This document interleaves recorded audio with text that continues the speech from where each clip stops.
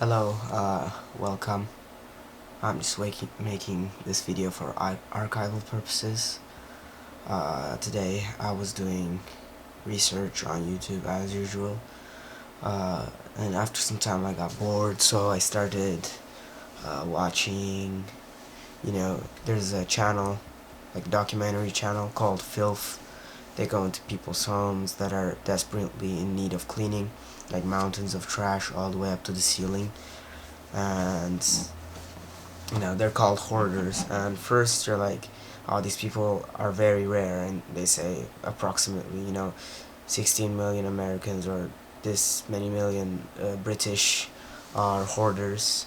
And after some time I learned that hoarding has levels. It ranges from first level to level 5, like level 5 being you can't use the exits or the entrances. There's structural damage other than actual filth and bacteria, like the ceilings are crumbling, there's cracks in the walls or windows are broken, stuff like that is level 5. Level 3 is the stuff you see in Hollywood, just like the stuff you see in Hollywood, empty Sprite or Coke cans on the floor, or maybe dirty pizza boxes that have not been thrown away.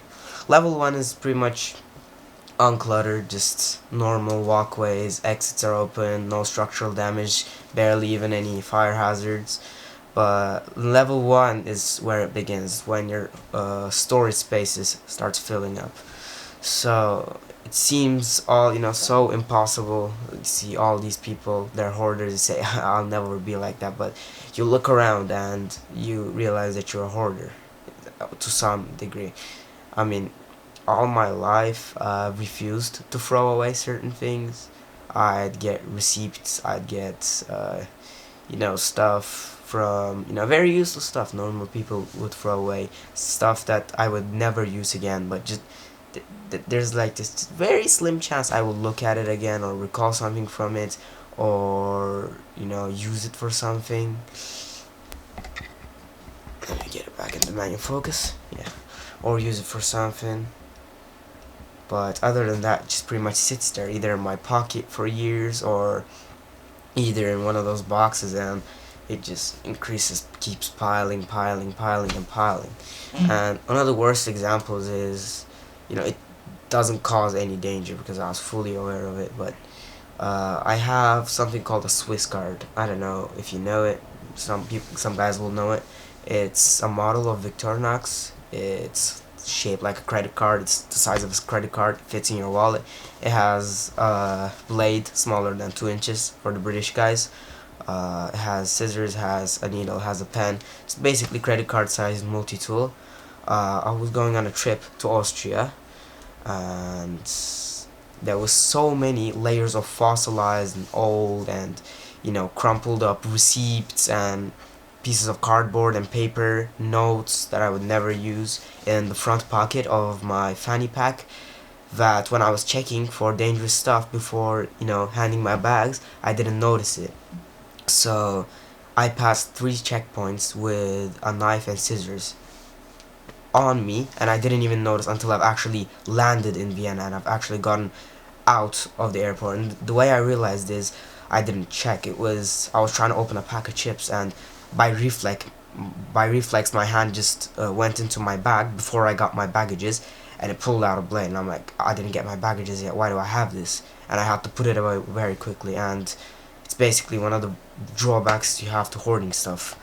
The stuff you're never gonna need just basically mountains over and drowns out the things that you're actually daily gonna need. So it just gets more out of hand every time. I mean, I have like, I don't know, 10, 20 flashlights. I keep buying a new one once in a while because I keep losing them. And over time, they just keep popping up. This one popped up yesterday. I had it bought just freshly, but I just lost it. I just found the egg back again. And I've just look around my room and you see all this dust, all this stuff. I mean, it's not even visual or like inconvenient or something that's gonna cause you a little problems getting around. It's not like that. There's dust, there's crumpled pieces of paper, and other than that, it's bad for you breathing, and it's a fire hazard overall. and it takes more time to cool down the room or heat it up. It's more risky next to power outlets. I have outlets everywhere, I have extensions everywhere. Just one spark and the whole room will go up in flames. So I just opened up a website. It was a formal one, actually approved by some sort of health organization, and it was showing the levels just like I told you, and I'm far above level 1, so it's starting to go into compulsive hoarding, and I'm pretty sure that if a professional guy came and made a diagnosis, it would be between level 2 and level 3, because it's really getting out of hand. Sometimes I manage to make it look tidy, but it's just pushing the mess, just dividing the mess up and just putting it into crumpled containers and just jumping on them until the lid fits, and you're just afraid to open it up again because you know it's just gonna pop up in your face and you're gonna have to clean it afterwards, so you just leave it there. You really don't have the motivation to do it because, I mean, I've been living this pretty much the entirety of my life, and you don't know how it's gonna be when you fix it because you've never lived without hoarding. I mean, when my parents got a divorce, I got a second room at my dad's home, and I had a bunk, I had a table, I had a chair, I had an old CRT TV, and I had 2 shelves. That's all. It was so simple, and I could actually see the walls of my home, and it just increases what I did. I could edit my photos faster, I could, you know, edit videos faster, I could code faster, I could do my homework more efficiently, I didn't get distracted. I only needed one extension and it would go everywhere in the room because it was so flexible and the cables would reach everywhere. I mean, it just made me realize how it would be if I wasn't a hoarder.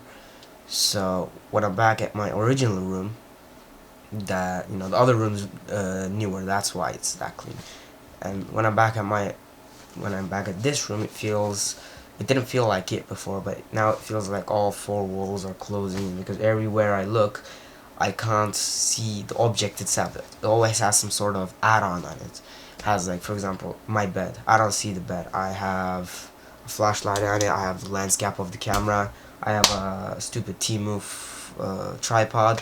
I have extension cable for Mac adapters. I have a science fiction book. I have a multimeter. I have a plushie. I have a book. I have another set of lens caps. I have wire strippers. I have a notebook. I mean, it's just all, you know, messed up. And I don't really have any problem with shopping excessively, but it's the way I keep those items. For example, when I get stuff, if it's usually cheap, I might get one or more. For example, these whistles that I got for emergencies. One is pretty much enough. Just in case you lose it, you might need a second one. But why the hell then somebody with the right mind need 3 whistles? I don't even know. I just keep them for some reason. It's like they're gonna be useful one day anyway. I can't even talk about the underside of the bed. The bed opens up like a canopy and you have this whole storage space underneath just filled with crap. Bunch of crap. It's not necessarily receipts and other stuff, it's more like electronic parts. I mean, you get what I mean if you wake up with a capacitor up your butt. I mean, just barely some guys are gonna know what that means. And it just gets more crushing over time and it gets hard to breathe. Sometimes for no reason I can feel that I'm having a hard time breathing. And you just tell yourself, why the hell should I clean up? I mean, what's this gonna do? I can live like this, I can get used to it. But the problem is, if you don't change your habits at a young age, then when you're married or you're living with someone or you have a roommate, what are they gonna think of you? I mean, picture that. I mean, if you're in a financially difficult situation, then you're maybe gonna live in a house with only 1 bedroom, and you're gonna have to use the same room with whatever is staying with you, your partner, your wife, your fiance, or one of your buddies or one of your roommates. What are they gonna think of you? Because it's 1 room and you have to use it nicely. I mean, if I'm put in a clean environment, I can maintain it clean for a day or two. I mean, I experience this at hotels a lot. I can keep it clean 1 day or 2 days, and if I return 1 hour late, then I'm most likely not gonna clean my room, and it just envelops and spirals into a mess all over again, and it sometimes results in me forgetting stuff. I mean, since I focus on, just like I said, the least important things keeps, galloping up the most important things. So while I was packing up my drone batteries, my whatever wasabi sauce I got from Austria, I forgot my phone. I mean, it's way more expensive, way more important than all of those things. By no means am I worrying it for the price. Yes, I'm worrying for the price, but it's my only means of reliable communication. I mean, my whole family's at the other side of the globe. How am I going to communicate with them? If something happens, if I need something, I mean, I wouldn't be able to. So, yeah, I mean, just the main motivation if I want to fix myself is either I give up some of my hobbies, or I give up some of my useless trash and bullshit. I mean, most logical option is to give up all my trash and bullshit. I mean, because if I give up my bullshit, then I'll be able to work. If I work, then I'll be able to successful. And if I'm successful, I'll be able to get money. But if I'm successful without changing this habit, then with that money, I'm not going to be able to keep it, because I'm just going to keep buying more and more and more and more stuff. I mean, the more the price increases, the more quantity decreases. But the more quantity increases, the more price decreases. I mean, that's how it works in my system of purchasing or keeping or bargaining or trading. I mean, it's kind of like the medieval ages, where I think it's valuable. But, for example, if I have 3 whistles, what am I gonna trade 1 whistle for? I mean, if I say I'll trade you this for a pack of gum, but the kid's gonna say, well, my chance of using this in an emergency is not good enough, not great enough, that I would not ignore it and instead go and get ice cream with that money or that object. It just doesn't make sense. They have no value other than symbolic value. I have all these things that I thought would be useful one day. 99.9% sits there. Sometimes 1% gets used, and you get this sudden rush of happiness, and you say, the shit I hoard actually gets used, yay. And that just gives you more motivation to hoard useless shit and just overflow your living space. And I don't know how I'm gonna resolve it. Either I'm gonna pile them up again, which I don't want, because that just pushes away the problem. They just come back.